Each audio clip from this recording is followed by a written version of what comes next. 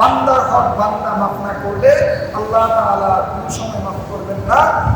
কাল কিয়ামতের দিন যখন কোনো টাকা পয়সা থাকবে না, যখন কোনো টাকা পয়সা কাজে লাগবে না, দুনিয়ার কোনো মাটি কাজে লাগবে না, দুনিয়ার কোনো ঘরবাড়ি কাজে লাগবে না, দুনিয়ার কোনো সন্তান কাজে লাগবে না, সেই সময় আপনাকে বলা হবে যে যে আপনি অমুকের কাছ থেকে 1000 টাকা খরচ নিয়ে আপনি আদায় করেননি, যাও তুমি তার খরচ আদায় করো।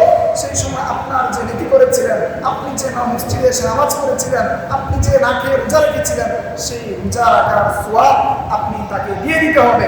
যখন আপনি দিয়ে দিবেন, তারপর যখন আপনার সোয়াব শেষ হয়ে যাবে, আরেকজন পাওনাদার এসে যখন বলবে সে আমার প্রতিবেশী ছিল, আমার 1 হাত জায়গা সে জবরদখল করে সে কি করেছে, ভুল করেছে, আমার প্রতিদান চাই, তখন আপনি যখন সোয়াব দিতে পারবেন না, তখন ওই ব্যক্তির যে গুনাহ রয়েছে সেই গুনাহ বোঝা আপনাকে বহন করতে হবে। সেই ব্যক্তির গুনাহ বোঝা কি করতে হবে? আপনাকে বহন করতে হবে। সেই জন্য